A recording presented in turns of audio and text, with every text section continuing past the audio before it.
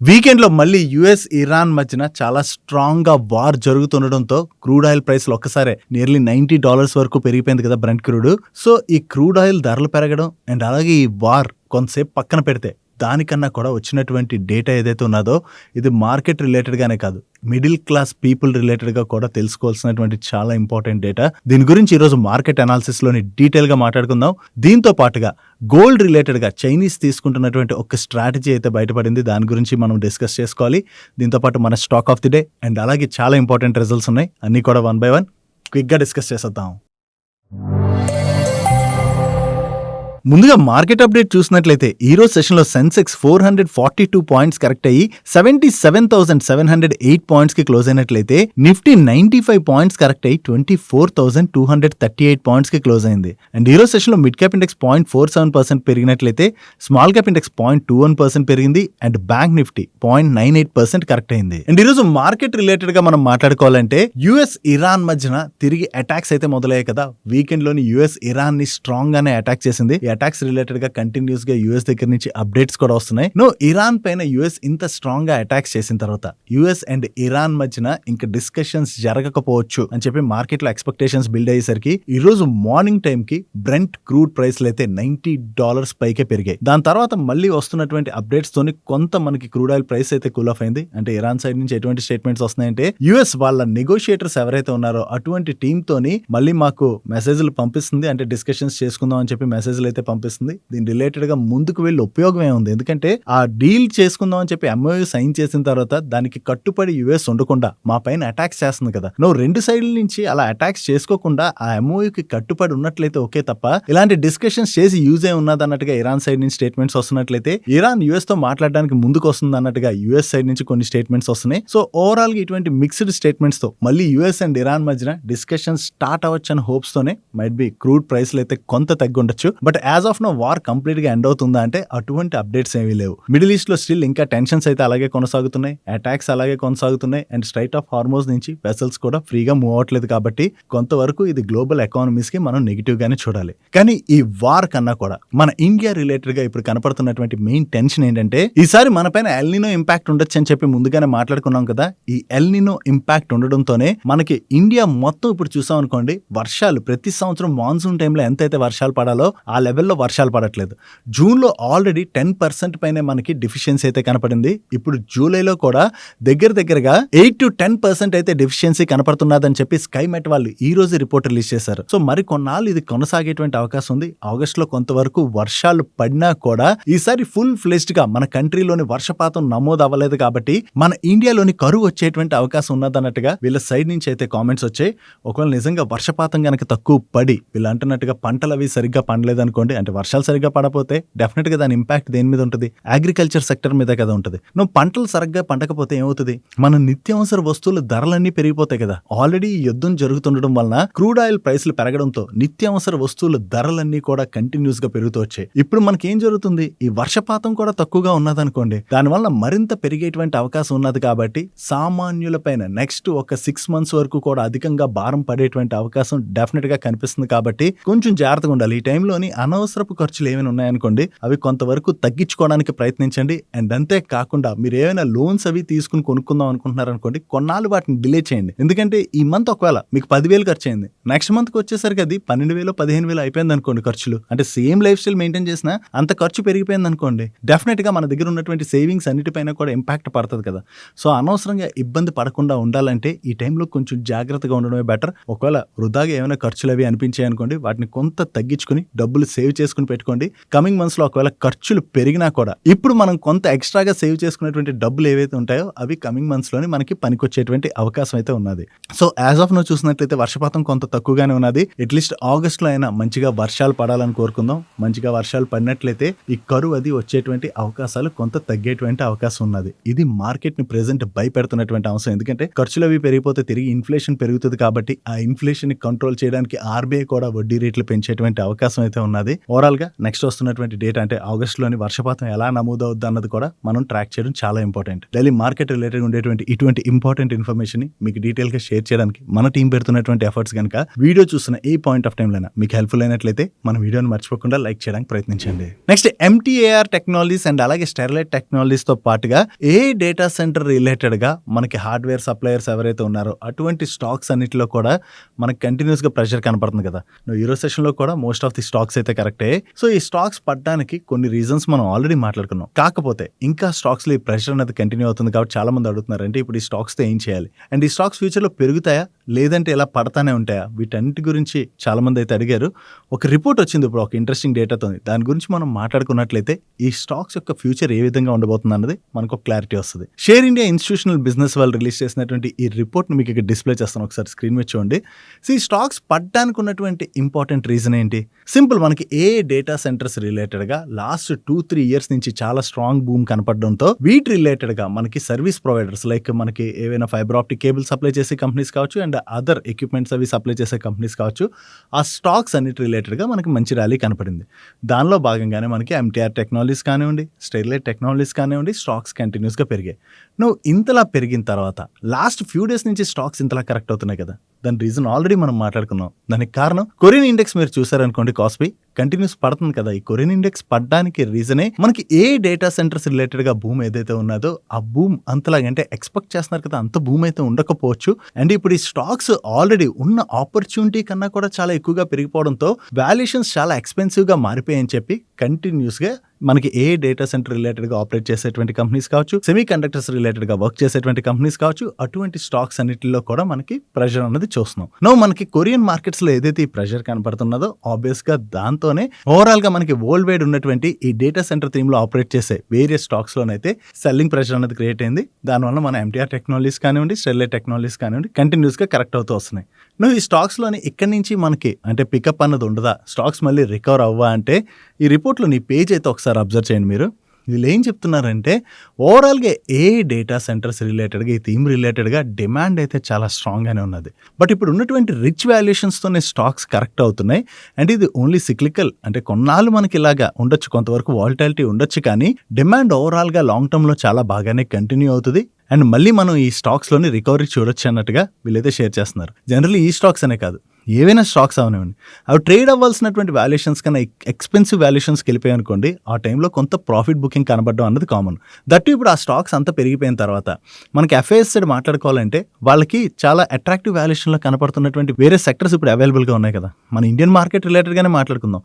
Last 1-2 years నుంచి Asian markets చాలానే పెరిగాయి, కానీ మన ఇండియన్ మార్కెట్స్లో పెద్దగా మనకి పాజిటివ్ మూమెంట్ అన్నది కనపడలేదు కదా. దాంతో ఇప్పుడు FIS తిరిగి మన ఇండియన్ మార్కెట్లో ఇన్వెస్ట్ చేయడం స్టార్ట్ చేశారు. ఆ ఇన్వెస్ట్మెంట్స్ కూడా ఏంటంటే మనకి ఏ సెక్టర్స్లో అయితే అట్రాక్టివ్ వాల్యుయేషన్స్లోని కంపెనీస్ ఉంటాయో అటువంటి సెక్టర్స్లోకి వాళ్ళ ఇన్వెస్ట్మెంట్స్ వస్తాయి కదా. సో అప్పుడు ఏం చేస్తారు, వాళ్ళు ఎక్స్పెన్సివ్ వాల్యుయేషన్స్లో సెల్ చేసి ఈ అట్రాక్టివ్ వాల్యుయేషన్స్లో ఉన్నటువంటి స్టాక్స్లో ఇన్వెస్ట్ చేస్తారు. కాబట్టి ఈ స్టాక్స్లో యాజ్ ఆఫ్ నో మనం ప్రెషర్ అనేది చూస్తున్నాం. బట్ ఈ ఏ డేటా సెంటర్స్ రిలేటెడ్గా కంప్లీట్ మనకి డిమాండ్ అనేది అయిపోయిందా, ఇంకా డిమాండ్ ఉన్నదా అంటే డిమాండ్ ఉంటుంది అండ్ ఫ్యూచర్లో కూడా కంటిన్యూ అవుతుంది. దాంతో ఈ కంపెనీస్కి అయితే డెఫినెట్లీ బెనిఫిట్ అన్నది వస్తుంది. బట్ ఏంటంటే ఇప్పుడు ఉన్నటువంటి వాల్యుయేషన్స్తోనే కొంత స్టాక్స్ అయితే కరెక్ట్ అవుతున్నాయి. ఒకవేళ లాంగ్ టర్మ్ వ్యూతో ఎవరైనా ఆలోచించి ఇన్వెస్ట్ చేశారనుకోండి, మరి అంత భయపడాల్సిన పని లేదు. షార్ట్ టర్మ్లో ఎవరైనా ట్రేడ్స్ అవి తీసుకుంటున్నట్లయితే డెఫినెట్గా ఈ స్టాక్స్లో మరికొన్నాళ్ళు మనకి వాలిటాలిటీ కనపడేటువంటి అవకాశం అయితే ఉన్నది. Coming to the stock of the day, ఈ రోజు stock of the డేలోని Tattva Chintan pharma గురించి అయితే మాట్లాడుకోవాలి. యాక్చువల్లీ ఈ స్టాక్ దాని హై ప్రైస్ నుంచి మనం కంపేర్ చేసాం అనుకోండి, స్టిల్ ఈ రోజుకి కూడా అంటే ఈరోజు స్టాక్ బాగానే పెరిగింది. అంత పెరిగాక కూడా 39% వరకు కూడా స్టాక్ నెగిటివ్లోనే ట్రేడ్ అవుతుంది. నువ్వు ఇంతలా స్టాక్ కరెక్ట్ అయిన తర్వాత రీసెంట్గా లాస్ట్ ఒక 1 ఇయర్లో అనుకుంటా నెంబర్స్ కొంత డీసెంట్గా వస్తుండడంతో స్టాక్లో పాజిటివ్ మూమెంటం చూసాం. అండ్ ఈ క్వార్టర్లో కూడా యాక్చువల్లీ తత్వ చింతన్ ఫార్మా వాళ్ళు మార్కెట్ని సర్ప్రైజ్ చేశారు. ఈ క్వార్టర్లో వీళ్ళ రెవెన్యూస్లో ఇయర్ ఆన్ ఇయర్లో 43% గ్రోత్ డెలివర్ చేసినట్లయితే సీక్వెన్షియల్ బేసిస్లో 25% గ్రోత్ కనిపిస్తుంది. ఈవెన్ ఎబిటాలో కూడా ఇయర్ ఆన్ ఇయర్లో చూసినా, క్వార్టర్ ఆన్ క్వార్టర్లో చూసినా మంచి గ్రోత్ డెలివర్ చేశారు. And when it comes to Pat, year on ఇయర్లో 140% గ్రోత్ డెలివర్ చేసినట్లయితే సీక్వెన్షియల్ బేసిస్లో 55% గ్రోత్ డెలివర్ చేయడం జరిగింది. అండ్ లాస్ట్ ఇయర్ సేమ్ క్వార్టర్తో కంపేర్ చేస్తే ఈ క్వార్టర్లో వీళ్ళ మార్జిన్స్లో కూడా మంచి ఇంప్రూవ్మెంటే కనపడింది. ఇది ఒకటి, నెంబర్స్ బాగున్నాయి. ఈ నెంబర్స్తో పాటు ఇండస్ట్రీ అవుట్లుక్ రిలేటెడ్గా కూడా వాళ్ళు ఇంపార్టెంట్ అప్డేట్ అయితే షేర్ చేశారు. చైనాతో ఉన్నటువంటి కాంపిటేటివ్నెస్ ఏదైతే ఉన్నదో అది తగ్గుతుండడం వల్ల మన Indian speciality chemical vehicle manufacturers ఎవరైతే ఉన్నారో వాళ్ళకి మంచి ఆపర్చునిటీ అయితే క్రియేట్ అవుతున్నదని, దీనివల్ల డెఫినెట్లీ ఈ కంపెనీస్కి అయితే చాలా పాజిటివ్ అవుతుందని చెప్పి వీళ్ళ దగ్గర నుంచి ఏదైతే ఈ అప్డేట్ వచ్చిందో దానివల్ల కూడా ఈరోజు స్టాక్లో అంత పాజిటివ్ మూమెంట్ చూసాం.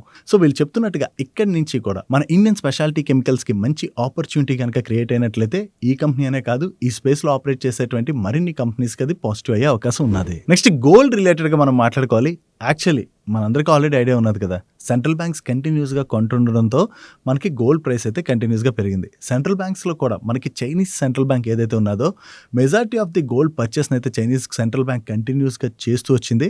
కాకపోతే రీసెంట్గా వీళ్ళ గోల్డ్ బయింగ్ అన్నది కొంత స్లో డౌన్ అయింది. ఈవెన్ చైనా కూడా కొంత స్లో డౌన్ చేసింది. ఈ మే మంత్లోని Chinese central bank 10 tons of gold కొన్నట్టుగా మార్కెట్కి చెప్పినా కూడా అన్అఫిషియల్గా చైనీస్ సెంట్రల్ బ్యాంక్ చాలా స్ట్రాంగ్గానే మేలో గోల్డ్ పర్చేస్ చేసినట్టుగా అప్డేట్స్ వస్తున్నాయి. దగ్గరగా వీళ్ళు మే మంత్లోని 48 tons ఆఫ్ గోల్డ్ని పర్చేస్ చేసి జస్ట్ 10 tons గోల్డ్నే కొన్నట్టుగా రిపోర్ట్ చేసినట్టుగా వేరియస్ మీడియా ప్లాట్ఫామ్స్ అయితే రిపోర్ట్ చేయడం జరిగింది. ఈవెన్ మే అనే కాదు, జూన్లో కూడా Chinese central bank gold buying అన్నది కంటిన్యూ అయితే చేసింది. కాకపోతే ప్రపంచానికి చైనా చూపెడుతున్నటువంటి డేటా ఒకటి, చైనా గోల్డ్ కొంటున్నది వేరే లెవెల్లో ఉన్నదంటే తక్కువ చూపెడుతూ చాలా ఎక్కువగా కొంటున్నట్టుగా అయితే అప్డేట్స్ వస్తున్నాయి.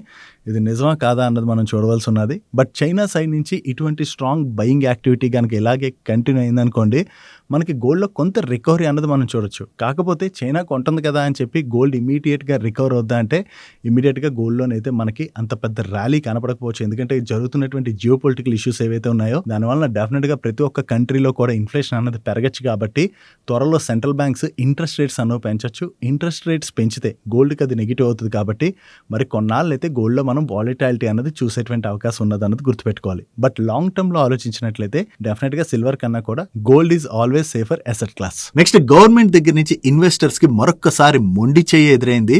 యాక్చువల్లీ లాస్ట్ 2 years నుంచి మార్కెట్ లో ఏదైతే వాలటాలిటీ కనపడుతున్నదో దాంతో ఇన్వెస్టర్స్ ని ఎంకరేజ్ చేసేందుకు అట్లీస్ట్ ఈసారి గవర్నమెంట్ దగ్గర నుంచి long term capital gain taxes related గా ఏదైనా రిలీఫ్ అనౌన్స్మెంట్ రావచ్చు. అంటే either long term capital gain tax ని కంప్లీట్ గా అబాలిష్ చేయొచ్చు లేదా తగ్గించచ్చు అని చెప్పి మార్కెట్ లో చాలా ఎక్స్పెక్టేషన్స్ బిల్డ్ అయ్యి ఈవెన్ సోషల్ మీడియాలో కూడా చాలా వరకు దీని రిలేటెడ్ గా గవర్నమెంట్ కి ప్రపోజల్స్ వెళ్ళడం జరిగింది. రీసెంట్ గానే మన ఫైనాన్స్ మినిస్టర్ కూడా ఒకసారి మాట్లాడుతూ మాకు ఈ long term capital gain tax related గా చాలానే ప్రపోజల్స్ అవి వచ్చాయని చెప్పి ఆవిడ కామెంట్ కూడా చేశారు కదా. ఇప్పుడు దీని రిలేటెడ్ గా ఈ రోజు పార్లమెంట్ సమావేశాల్లోనే ఒక ఇంపార్టెంట్ స్టేట్మెంట్ అయితే వచ్చింది. As of now long term capital gain taxes ని తీసేయాలని చెప్పి గవర్నమెంట్ దగ్గర ఎటువంటి ప్రపోజల్ లేదు, అంటే గవర్నమెంట్ అయితే దీని గురించి ఆలోచించట్లేదని చెప్పేసి కామెంట్ అయితే వచ్చింది. ఒక రకంగా ఇది మన మార్కెట్స్ రిలేటెడ్ గా కొంత నెగిటివ్ గానే చూడాలి. ఎందుకంటే లాస్ట్ 2 years నుంచి మార్కెట్ లోని ఎఫ్ఐఎస్ కంటిన్యూస్ గా సెల్ సైడ్ ఉన్నా కూడా మన మార్కెట్ కి ఎవరి దగ్గర నుంచి సపోర్ట్ వస్తుంది? మెయిన్లీ రీటైల్ ఇన్వెస్టర్స్ దగ్గర నుంచే కదా చాలా స్ట్రాంగ్ సపోర్ట్ వస్తుంది. ఈవెన్ డిఐఎస్ సైడ్ నుంచి ఇన్వెస్ట్మెంట్స్ వస్తున్నా ఆ డిఐఎస్ కి మనీ ఎక్కడి నుంచి వస్తుంది? రీటైల్ ఇన్వెస్టర్స్ ఏవైతే ఇన్వెస్ట్ చేస్తున్నారో దాని దగ్గర నుంచి కదా డిఐఎస్ తీసుకొచ్చి మార్కెట్ లో ఇన్వెస్ట్ చేస్తున్నారు. సో రీటైల్ ఇన్వెస్టర్స్ ని ఎస్పెషల్లీ లాంగ్ టర్మ్ ఇన్వెస్టర్స్ ని ఎంకరేజ్ చేయడానికి ఈసారి గవర్నమెంట్ అయితే డెఫినెట్ గా కొంతవరకు మనకి ట్యాక్స్ రిలీఫ్ ఇవ్వచ్చు అని చెప్పి చాలా ఎక్స్పెక్టేషన్స్ బిల్డ్ అయినా ఈ రోజు గవర్నమెంట్ దగ్గర నుంచి వచ్చినటువంటి ఈ స్టేట్మెంట్ కొంత డిసప్పాయింటింగ్ గానే మనం చూడాలి. Next water treatment services offer చేసేటువంటి వాటెక్ వాబాగ్ వాళ్ళకి Bengaluru water supply and sewerage board దగ్గర నుంచి మంచి ఆర్డర్ అయితే వచ్చింది. వీళ్ళు దీన్ని లార్జ్ ఆర్డర్ గా చెప్తున్నారు. దీనిలో మనం చూసినట్లయితే 100 mld and 60 mld savage treatment plants related గా వీళ్ళు ఆర్డర్స్ ని రిసీవ్ చేసుకోవడం జరిగింది. ఈ ఆర్డర్స్ ని వీళ్ళు లార్జ్ ఆర్డర్స్ అంటున్నారంటే ఈ order value approximately 250 to 600 crores in between ఉంటుంది. సో వీళ్ళు ఏవైతే ఇలా ఆర్డర్స్ విన్ అవుతున్నారో దీంతో వీళ్ళ ఆర్డర్ బుక్ కూడా స్ట్రాంగ్ గా గ్రో అవుతుంది. కాబట్టి ఇది వాటెక్ వాబాగ్ రిలేటెడ్ గా పాజిటివ్ గా చూడొచ్చు. నెక్స్ట్ వారి ఎనర్జీస్ అండ్ అలాగే ప్రీమియర్ ఎనర్జీస్ ఈ రెండు స్టాక్స్ రిలేటెడ్ ఒక నెగిటివ్ అప్డేట్ అయితే ఉన్నది. సోలార్ ప్రాజెక్ట్స్ ఉంటాయి కదా, సోలార్ ప్రాజెక్ట్స్ లో యూజ్ చేసేటువంటి ఎక్విప్మెంట్స్ లైక్ సోలార్ మాడ్యూల్స్ కావచ్చు, సోలార్ సెల్స్ కావచ్చు, ఇంకా వేరియస్ అదర్ ఎక్విప్మెంట్స్ ఉంటాయి కదా. ఈ ఎక్విప్మెంట్స్ ఎక్కువగా గవర్నమెంట్ సెలెక్ట్ చేసినటువంటి ALMM లిస్ట్ లో ఉన్నటువంటి కంపెనీస్ కావచ్చు, ఆ ప్రొడక్ట్స్ కావచ్చు వాళ్ళే సప్లై చేయాలని చెప్పి గవర్నమెంట్ ప్రీవియస్ గా ఒక ప్రపోజల్ అయితే తెచ్చింది. కాకపోతే దాన్ని వెంటనే ఇంప్లిమెంట్ చేసినట్లయితే మన ఇండియన్ మ్యానుఫ్యాక్చరర్స్ సప్లై చేయాలనుకోండి, దానివల్ల ఏమవుతుంది? ప్రాజెక్ట్స్ కి మనకి వెంటనే ఎగ్జిక్యూట్ చేయాలంటే అవ్వదు కదా. మన దగ్గర అంత ప్రొడక్షన్ కెపాసిటీ లేకపోవడం వల్ల వెంటనే ఇది అవ్వదని చెప్పి ఇండస్ట్రీ రిక్వెస్ట్ చేయడంతో దాన్ని గవర్నమెంట్ ఏం చేసింది? మే వరకు ఎక్స్టెండ్ చేసింది. కాకపోతే ఇప్పుడు మే డెడ్ లైన్ అయితే ఆల్రెడీ అయిపోయింది కదా. అయిపోయిన తర్వాత స్టిల్ ఇప్పటికీ కూడా మన సోలార్ మ్యానుఫ్యాక్చరింగ్ కెపాసిటీ మీద కంప్లీట్ గా డిపెండ్ అయినట్లయితే ప్రాజెక్ట్స్ డిలే అవుతాయని చెప్పి ఇండస్ట్రీ మరొకసారి రిక్వెస్ట్ చేయడంతో దీన్ని డిసెంబర్ 2026 వరకు గవర్నమెంట్ అయితే ఎక్స్టెండ్ చేసింది. ఈ ఎక్స్టెన్షన్ వల్ల ఏమవుతుంది? చైనీస్ ప్లేయర్స్ తోని కాంపిటీషన్ అన్నది మన ఇండియన్ మ్యానుఫ్యాక్చరర్స్ ఉంటది కదా, దాని వల్ల కొంతవరకు వారి ఎనర్జీస్ అండ్ ప్రీమియర్ ఎనర్జీస్ వాళ్ళకి మనం నెగిటివ్ గా చూడాలి. కాకపోతే డిసెంబర్ వరకే కదా, డిసెంబర్ అయిపోయిన తర్వాత డెఫినెట్ గా దీన్ని అయితే ఇంప్లిమెంట్ చేయొచ్చు. వన్స్ ఇంప్లిమెంట్ చేసినట్లయితే మనకి చైనీస్ కంపెనీస్ నుంచి కాంపిటీషన్ తగ్గుతుంది కాబట్టి ఈ కంపెనీస్ కి అది మనం బిగ్ రిలీఫ్ గానే చూడాలి. నెక్స్ట్ L&T వాళ్ళకి మెటల్స్ అండ్ మినరల్స్ బిజినెస్ లోని మెగా ఆర్డర్స్ వచ్చినట్టుగా వీళ్ళు ఎక్స్చేంజెస్ కి అప్డేట్ చేస్తున్నారు. ఈ ఆర్డర్స్ లో మనం చూసినట్లయితే ఒక largest iron ore producer public sector company దగ్గర నుంచి ఒక ఆర్డర్ వచ్చింది వాళ్ళ ఎక్స్పాన్షన్ ప్రోగ్రామ్ లో భాగంగా అని చెప్పి వీళ్ళు షేర్ చేస్తున్నారు. దీంతో పాటు ఎవరెవరి దగ్గర నుంచి వీళ్ళకి ఆర్డర్స్ వచ్చాయన్నది మీరు ఇక్కడ స్క్రీన్ పై చూడొచ్చు. దీన్ని వీళ్ళు మెగా ఆర్డర్స్ అంటున్నారంటే ఈ orders value 10,000 to 15,000 crores in between ఉంటాయి. సో వీళ్ళకి ఇంత మంచి ఆర్డర్స్ కంటిన్యూస్ గా వస్తుండడంతో వీళ్ళ ఆర్డర్ బుక్ కూడా స్ట్రాంగ్ గా గ్రో అవుతుంది కాబట్టి ఇది L&T రిలేటెడ్ గా పాజిటివ్ కానుంది. నెక్స్ట్ RVNL వాళ్ళు ఈస్ట్ సెంట్రల్ రైల్వే వాళ్ళు ఫ్లోట్ చేసినటువంటి టెండర్ లో పార్టిసిపేట్ చేసి L1 బిడ్డర్ గా సెలెక్ట్ అయ్యారు. దీనిలో భాగంగా వీళ్ళు ఏం వర్క్ చేయాలన్నది మీరు ఇక్కడ స్క్రీన్ పై చూడొచ్చు. అండ్ ఈ contract value approximately 358 crores. Next Godrej Agrovet వాళ్ళు వాళ్ళ ఎక్స్పాన్షన్ ప్లాన్ లో భాగంగా తెలంగాణ ఖమ్మంలోని 300 crores ఇన్వెస్ట్ చేయడం ద్వారా ఇంటిగ్రేటెడ్ ఆయిల్ పామ్ కాంప్లెక్స్ అయితే వీళ్ళు కన్స్ట్రక్ట్ చేశారు. దీన్ని ఈ రోజు ఇనాగ్రేట్ చేసినట్టుగా వీళ్ళు ఎక్స్చేంజెస్ కి అప్డేట్ చేస్తున్నారు. So new integrated oil palm complex ఏదైతే వీళ్ళు స్టార్ట్ చేశారో దీని ద్వారా వీళ్ళ కెపాసిటీస్ అయితే పెంచుకుంటున్నారు కాబట్టి డెఫినెట్ గా గోద్రేజ్ అగ్రోవేట్ వాళ్ళకి ఇది లాంగ్ టర్మ్ లో పాజిటివ్ కానుంది. నెక్స్ట్ SG ఫిన్సర్ రిలేటెడ్ గా మాట్లాడుకోవాలి. రీసెంట్ గా వీళ్ళ నెంబర్స్ వచ్చి మాట్లాడుకున్నాం కదా, నెంబర్స్ చాలా బాగున్నాయి. ఇప్పుడు వీళ్ళ డిజిటల్ క్రెడిట్ యాక్సెస్ ని ఫర్దర్ గా కూడా ఎక్స్పాండ్ చేసేందుకు గాను వీళ్ళు భారత్ పే మనీ అండ్ అలాగే సక్సెస్షిప్ టెక్నాలజీస్ వాళ్ళతోని పార్ట్నర్షిప్ ని అనౌన్స్ చేయడం జరిగింది. దీనిలోని భారత్ పే మనీ వాళ్ళు లెండింగ్ సర్వీస్ ప్రొవైడర్ గా వీళ్ళకి వ్యవహరించబోతున్నట్లయితే సక్సెస్షిప్ టెక్నాలజీస్ వాళ్ళు టెక్నాలజీ పార్ట్నర్ గా అయితే వ్యవహరించబోతున్నారు. ఓవరాల్ గా ఈ పార్ట్నర్షిప్ ద్వారా మర్చెంట్స్ కి వీళ్ళ డిజిటల్ క్రెడిట్ యాక్సెస్ ని ఫర్దర్ గా కూడా ఎక్స్పాండ్ చేసుకోవడానికి ప్రయత్నిస్తున్నారు కాబట్టి వీళ్ళ బిజినెస్ లాంగ్ టర్మ్ లోని స్ట్రాంగ్ గా ఎక్స్పాండ్ అయ్యేటువంటి అవకాశం ఉండడంతోనే ఈ రోజు సెషన్ లో SG ఫిన్సర్ స్టాక్ పాజిటివ్ గా రియాక్ట్ అయింది.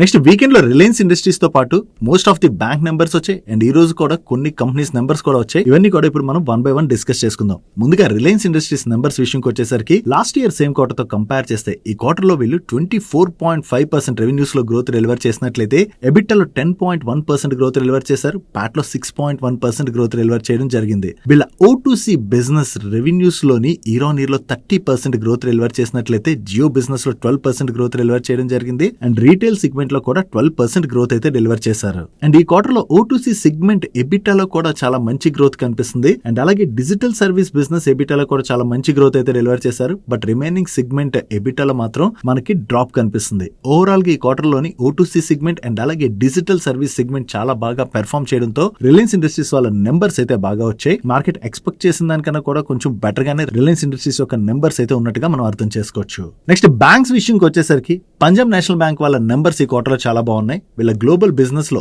ఇయర్ ఆన్ ఇయర్ లో 10.2% గ్రోత్ డెలివర్ చేసినట్లయితే డిపాజిట్స్ లో 8.5% గ్రోత్ కనిపిస్తుంది. అడ్వాన్సెస్ లో 12.7% గ్రోత్ డెలివర్ చేశారు. అండ్ ఆపరేటింగ్ ప్రాఫిట్ లో 6.2% గ్రోత్ డెలివర్ చేసినట్లయితే నెట్ ప్రాఫిట్ లో 213% పైన గ్రోత్ కనిపిస్తుంది. అండ్ ఈ క్వార్టర్ లో వీళ్ళ నెట్ ఇంట్రెస్ట్ ఇన్కమ్ లో కూడా చాలా మంచి గ్రోత్ డెలివర్ చేశారు. And last year same quarter తో కంపేర్ చేస్తే ఈ క్వార్టర్ లో వీళ్ళ గ్రాస్ NPA నెంబర్ లో 100 basis points డ్రాప్ కనపడుతున్నట్లయితే నెట్ NPA నెంబర్ లో 10 basis points డ్రాప్ కనిపిస్తుంది. ఓవరాల్ గా ఈ క్వార్టర్ లో PNB వాళ్ళ నెంబర్స్ చాలా బాగుండడంతో ఈ రోజు సెషన్ లో స్టాక్ చాలా పాజిటివ్ గా రియాక్ట్ అయింది. నెక్స్ట్ ప్రైవేట్ బ్యాంక్స్ విషయంకి వచ్చేసరికి ఈ క్వార్టర్ లో ICICI బ్యాంక్ వాళ్ళ నెంబర్స్ అయితే చాలా బాగున్నాయి. వీళ్ళ యావరేజ్ డిపాజిట్స్ లోని ఇయర్ ఆన్ ఇయర్ లో 14% గ్రోత్ డెలివర్ చేసినట్లయితే సీక్వెన్షియల్ బేసిస్ లో 6% గ్రోత్ డెలివర్ చేయడం జరిగింది. అండ్ అడ్వాన్సెస్ విషయంకి వచ్చేసరికి వీళ్ళ టోటల్ లోన్స్ లో ఇయర్ ఆన్ ఇయర్ లో 19.6% గ్రోత్ డెలివర్ చేసినట్లయితే సీక్వెన్షియల్ బేసిస్ లో 5% గ్రోత్ కనిపిస్తుంది. అండ్ PAT లో ఇయర్ ఆన్ ఇయర్ లో 15.9% గ్రోత్ డెలివర్ చేస్తే సీక్వెన్షియల్ బేసిస్ లో కూడా వీళ్ళు 8% గ్రోత్ డెలివర్ చేశారు. అండ్ ఈ క్వార్టర్ ఎండింగ్ నాటికి వీళ్ళ నెట్ NPA నెంబర్ 0.35% గా ఉన్నది. ఓవరాల్ గా చూసుకుంటే ఈ క్వార్టర్ లోని ICICI బ్యాంక్ వాళ్ళ నెంబర్స్ అయితే బాగున్నాయి. నెక్స్ట్ యాక్సిస్ బ్యాంక్ విషయంకి వచ్చేసరికి ఈ క్వార్టర్ లో వీళ్ళ నెంబర్స్ అయితే కొంత వీక్ గానే ఉన్నాయి. వీళ్ళ నెట్ ఇంట్రెస్ట్ ఇన్కమ్ లో ఇయర్ ఆన్ ఇయర్ లో 8% గ్రోత్ డెలివర్ చేసిన సీక్వెన్షియల్ బేసిస్ లో జస్ట్ 1% మాత్రమే గ్రోత్ డెలివర్ చేయడం జరిగింది. అండ్ ఆపరేటింగ్ ప్రాఫిట్ లో ఇయర్ ఆన్ ఇయర్ లో 1% గ్రోత్ డెలివర్ చేసినట్లయితే సీక్వెన్షియల్ బేసిస్ లో 16% గ్రోత్ డెలివర్ చేయడం జరిగింది. అండ్ PAT లో ఇయర్ ఆన్ ఇయర్ లో 23% గ్రోత్ డెలివర్ చేస్తే సీక్వెన్షియల్ బేసిస్ లో జస్ట్ 1% గ్రోత్ డెలివర్ చేశారు. అండ్ వీళ్ళ net advances loan total deposits loan year on year లో డీసెంట్ గ్రోత్ కనిపిస్తుంది. And last year same quarter తో కంపేర్ చేస్తే ఈ క్వార్టర్ వీళ్ళ గ్రాస్ NPA తగ్గింది అండ్ అలాగే నెట్ NPA కూడా తగ్గింది, which is good. But overall గా ఇయర్ ఆన్ ఇయర్ లో వీళ్ళ నెంబర్స్ డీసెంట్ గా ఉన్న క్వార్టర్ ఆన్ క్వార్టర్ లో మాత్రం వీళ్ళ నెంబర్స్ కొంత డిసప్పాయింట్ చేసినట్టుగానే మనం అర్థం చేసుకోవచ్చు. దీంతోనే ఈ రోజు సెషన్ లో యాక్సిస్ బ్యాంక్ స్టాక్ లో మనకి ప్రెషర్ కనపడింది. Coming to HDFC bank numbers, last year same quarter తో కంపేర్ చేస్తే ఈ క్వార్టర్ లో వీళ్ళ నెట్ రెవెన్యూస్ లో చాలా డ్రాప్ కనిపిస్తుంది కదా. దీనికి కారణం కారణం ఏంటంటే లాస్ట్ ఇయర్ సేమ్ క్వార్టర్లోని వీళ్ళు హెచ్డిబి ఫైనాన్షియల్ సర్వీసెస్ ఐపీఓకి తీసుకొచ్చారు కదా. ఆ ఐపీఓకి తీసుకొచ్చినప్పుడు ఓఎఫ్ఎస్ రూట్ లో కొంత పార్ట్ ఆఫ్ ది స్టేక్ ని సెల్ చేయడంతో వీళ్ళకి 91.3 బిలియన్ రూపీస్ వర్త్ గెయిన్స్ అయితే వచ్చాయి ఆ ట్రాన్సాక్షన్ వలన. దాంతోనే ఇయర్ ఆన్ ఇయర్ లోని వీళ్ళ రెవెన్యూస్ లో అయితే డ్రాప్ కనిపిస్తుంది. అది తీసి చూసినట్లయితే వీళ్ళ రెవెన్యూస్ లో డీసెంట్ గ్రోత్ డెలివర్ చేశారు. అండ్ నెట్ ఇంట్రెస్ట్ ఇన్కమ్ లోని ఇయర్ ఆన్ ఇయర్ లో 6.7% గ్రోత్ డెలివర్ చేయడం జరిగింది. అండ్ వీళ్ళ యావరేజ్ డిపాజిట్స్ లోని ఇయర్ ఆన్ ఇయర్ లో 13.3% గ్రోత్ డెలివర్ చేయడం జరిగింది. అండ్ సీక్వెన్షియల్ బేసిస్ లో మనం చూసినట్లయితే 5.6% గ్రోత్ డెలివర్ చేశారు. And coming to CASA deposits, year on year లో వీళ్ళ కాసా డిపాజిట్స్ లో 11.2% గ్రోత్ డెలివర్ చేసినట్లయితే సీక్వెన్షియల్ బేసిస్ లోని జస్ట్ 4.2% గ్రోత్ డెలివర్ చేశారు. అండ్ వీళ్ళ గ్రాస్ అడ్వాన్సెస్ లో ఇయర్ ఆన్ ఇయర్ లో 15.4% గ్రోత్ డెలివర్ చేసినట్లయితే ఏఎం లో 12.4% గ్రోత్ డెలివర్ చేశారు. And last year same quarter తో కంపేర్ చేస్తే ఈ క్వార్టర్ లో వీళ్ళ గ్రాస్ ఎన్పిఏ నెంబర్ లో డ్రాప్ కనిపిస్తుంది అండ్ నెట్ ఎన్పిఏ నెంబర్ లో కూడా డ్రాప్ కనిపిస్తుంది. బట్ ప్రీవియస్ క్వార్టర్ తో కంపేర్ చేస్తే మాత్రం ఈ క్వార్టర్ లో gross NPA and net NPA slight గా పెరిగాయి. ఓవరాల్ గా చూసుకుంటే ఈ క్వార్టర్ లోని హెచ్డిఎఫ్సి బ్యాంక్ వాళ్ళ నెంబర్స్ ఓకే ఉన్నాయి. నెక్స్ట్ కోటక్ బ్యాంక్ వాళ్ళ నెంబర్స్ వచ్చే వీళ్ళ నెంబర్స్ ఎలా ఉన్నాయి చూద్దాం. వీళ్ళ నెట్ ఇంట్రెస్ట్ ఇన్కమ్ లో ఇయర్ ఆన్ ఇయర్ లో 9% గ్రోత్ డెలివర్ చేసిన సీక్వెన్షియల్ బేసిస్ లో జస్ట్ 1% గ్రోత్ డెలివర్ చేశారు. నెట్ టోటల్ ఇన్కమ్ లో కూడా ఇయర్ ఆన్ ఇయర్ లో 9% గ్రోత్ డెలివర్ చేసిన సీక్వెన్షియల్ బేసిస్ లో జస్ట్ 3% గ్రోత్ డెలివర్ చేయడం జరిగింది. Coming to Pat, year on year లో వీళ్ళ ప్యాట్ లో 26% గ్రోత్ డెలివర్ చేసినట్లయితే సీక్వెన్షియల్ బేసిస్ లో జస్ట్ 2% గ్రోత్ డెలివర్ చేశారు. అండ్ వీళ్ళ డిపాజిట్స్ లో ఇయర్ ఆన్ ఇయర్ లో 12% గ్రోత్ డెలివర్ చేశారు. But last year same quarter తో కంపేర్ చేస్తే ఈ క్వార్టర్ లో వీళ్ళ కాసా రేషియో తగ్గింది అండ్ నెట్ ఇంట్రెస్ట్ మార్జిన్ కూడా తగ్గింది. Coming to net NPA, last year same quarter తో కంపేర్ చేస్తే ఈ క్వార్టర్ లో వీళ్ళ నెట్ ఎన్పిఏ నెంబర్ తగ్గింది, విచ్ ఇస్ గుడ్. ఓవరాల్ గా ఈ క్వార్టర్ లో కోటక్ బ్యాంక్ వాళ్ళ నెంబర్స్ ఓకే ఉన్నాయి. నెక్స్ట్ బన్సాలి ఇంజనీరింగ్ వాళ్ళ నెంబర్స్ వచ్చి వీళ్ళ నెంబర్స్ ఎలా ఉన్నాయో చూద్దాం. వీళ్ళ ఆపరేటింగ్ రెవెన్యూలో ఇయర్ ఆన్ ఇయర్ లో 53.3% గ్రోత్ డెలివర్ చేసినట్లయితే ఎబిటాలో 44.5% గ్రోత్ డెలివర్ చేశారు. అండ్ ప్యాట్ లో 42.9% గ్రోత్ డెలివర్ చేయడం జరిగింది. అండ్ వీళ్ళ కెపాసిటీస్ కూడా స్ట్రాంగ్ గా పెంచుకుంటున్నారు. ఓవరాల్ కెపాసిటీ 75,000 MTPA నుంచి 1 lakh MTPA అయితే వీళ్ళు పెంచారు. అండ్ దీన్ని సెప్టెంబర్ 2026 కల్లా కమిషన్ చేయాలని టార్గెట్ పెట్టుకున్నట్టుగా వీళ్ళ మేనేజ్మెంట్ షేర్ చేస్తుంది. ఓవరాల్ ఈ క్వార్టర్ వీళ్ళ నెంబర్స్ బాగున్నాయి అండ్ వీళ్ళు స్ట్రాంగ్ క్యాపెక్స్ ఏదైతే చేస్తున్నారో ఇది లాంగ్ టర్మ్ లో కంపెనీకి పాజిటివ్ కానుంది. నెక్స్ట్ ఈ రోజు సెషన్ లో బీటా డ్రగ్స్ వాళ్ళ నెంబర్స్ వచ్చే వీళ్ళ నెంబర్స్ ఎలా ఉన్నాయో చూద్దాం. వీళ్ళ సేల్స్ లో ఇయర్ ఆన్ ఇయర్ లో 25.3% గ్రోత్ డెలివర్ చేసినట్లయితే ఎబిటాలో 38.9% గ్రోత్ డెలివర్ చేశారు. అండ్ ప్యాట్ లో 40.92% గ్రోత్ డెలివర్ చేయడం జరిగింది. ఈవెన్ ప్రీవియస్ క్వార్టర్ తో కంపేర్ చేసిన ఈ క్వార్టర్ వీళ్ళ ఆపరేటింగ్ రెవెన్యూలో మంచి గ్రోత్ కనిపిస్తుంది అండ్ అలాగే బాటమ్ లైన్ లో కూడా చాలా మంచి ఇంప్రూవ్మెంట్ కనిపిస్తుంది. దీంతో ఈ రోజు సెషన్ లో బీటా డ్రగ్ స్టాక్ లో మనకి పాజిటివ్ మూమెంటం కనపడింది. నెక్స్ట్ ఈ రోజు సెషన్ లో శ్యామ్ మెటాలిక్స్ వాళ్ళ నెంబర్స్ వచ్చే వీళ్ళ నెంబర్స్ కూడా బాగున్నాయి. ఇయర్ ఆన్ ఇయర్ లో వీళ్ళ రెవెన్యూస్ లో 23% గ్రోత్ డెలివర్ చేసినట్లయితే ఎబిటాలో 28.3% గ్రోత్ డెలివర్ చేశారు. అండ్ ప్యాట్ లోని 20.6% గ్రోత్ డెలివర్ చేయడం జరిగింది. And last year same quarter తో కంపేర్ చేస్తే ఈ క్వార్టర్ లో వీళ్ళ ఎబిటా మార్జిన్స్ లో కూడా మంచి ఇంప్రూవ్మెంటే కనిపిస్తుంది. అండ్ సీక్వెన్షియల్ బేసిస్ లో మనం కంపేర్ చేసిన వీళ్ళ రెవెన్యూస్ లోను ఎబిటాలోను అండ్ ప్యాట్ లోను మంచి గ్రోత్ డెలివర్ చేశారు. ఈవెన్ మార్జిన్స్ కూడా ఇంప్రూవ్ అయ్యాయి. ఓవరాల్ ఈ క్వార్టర్ లో వీళ్ళ నెంబర్స్ బాగుండడంతో ఈ రోజు సెషన్ లో శ్యామ్ మెటాలిక్ స్టాక్ పాజిటివ్ గా రియాక్ట్ అయింది. నెక్స్ట్ అల్ట్రాటెక్ సిమెంట్ వాళ్ళ నెంబర్స్ వచ్చి వీళ్ళ నెంబర్స్ ఎలా ఉన్నాయో చూద్దాం. వీళ్ళ కన్సాలిడేటెడ్ రెవెన్యూస్ లో ఇయర్ ఆన్ ఇయర్ లో 16.3% గ్రోత్ డెలివర్ చేశారు. అండ్ ఎబిటాలో 12.1% గ్రోత్ డెలివర్ చేయడం జరిగింది. ప్యాట్ లో 17.2% గ్రోత్ డెలివర్ చేశారు. అండ్ వీళ్ళ గ్రే సిమెంట్ రెవెన్యూస్ లో ఇయర్ ఆన్ ఇయర్ లో చాలా మంచి గ్రోత్ కనిపిస్తుంది. ఈవెన్ వైట్ సిమెంట్ రెవెన్యూస్ లో కూడా మంచి గ్రోత్ డెలివర్ చేశారు. Ready to mix concentrate and అలాగే కన్స్ట్రక్షన్ కెమికల్ రెవెన్యూస్ లో కూడా ఈ క్వార్టర్ లో మంచి గ్రోత్ డెలివర్ చేయడం జరిగింది. ఓవరాల్ ఈ క్వార్టర్ లో అల్ట్రాటెక్ సిమెంట్ వాళ్ళ నెంబర్స్ అయితే బాగున్నాయి. That's it for today's daily మనిషి. ఈ రోజు డైలీ మనిషిలో మేము షేర్ చేసిన ఇన్ఫర్మేషన్ మీకు హెల్ప్ఫుల్ అయినట్లయితే మన వీడియోని లైక్ చేస్తూ ఛానల్ సబ్స్క్రైబ్ చేసుకోవడం మర్చిపోకండి. నేను చంద్రశేఖర్ పత్రి మరొక ఇంట్రెస్టింగ్ వీడియోతో కలుద్దాం. Good night.